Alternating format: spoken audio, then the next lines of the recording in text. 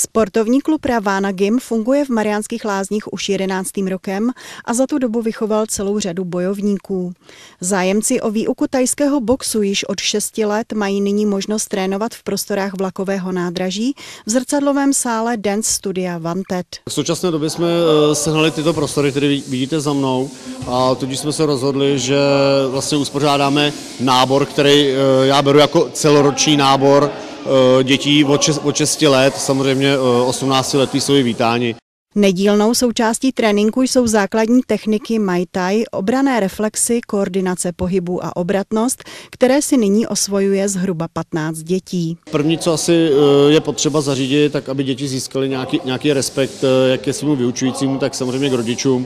Tento druh bojového umění působí na všestranný rozvoj osobnosti. Děti získají jak duševní rozvoj, tak flexibilní rozvoj.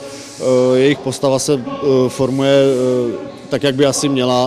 Mariánsko-lázeňský klub Ravana Gym navázal spolupráci s německými partnery. Za poslední rok jsme vycestovali několikrát do zahraničí, kde naši bojovníci bojovali na velmi kvalitní úrovni. Klub Ravana Gym je znám snad po celém Německu a i do Holandska zasahují naše kořeny. Prestiž klubu za poslední rok patřičně vzrostla. Každý měsíc teď vyvážíme naše závodníky na turnaje do Prahy, který pořádá naše asociace MTA a VFCA.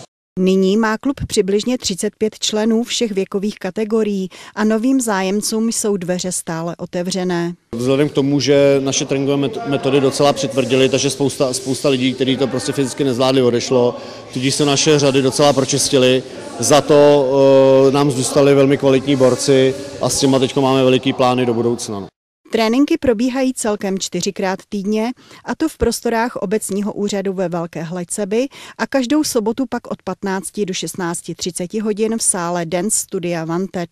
Tam se mohou hlásit i zájemci o tento sport, popřípadě najdou informace na webových stránkách www.ravanagym.com nebo na telefonním čísle 608 920 092.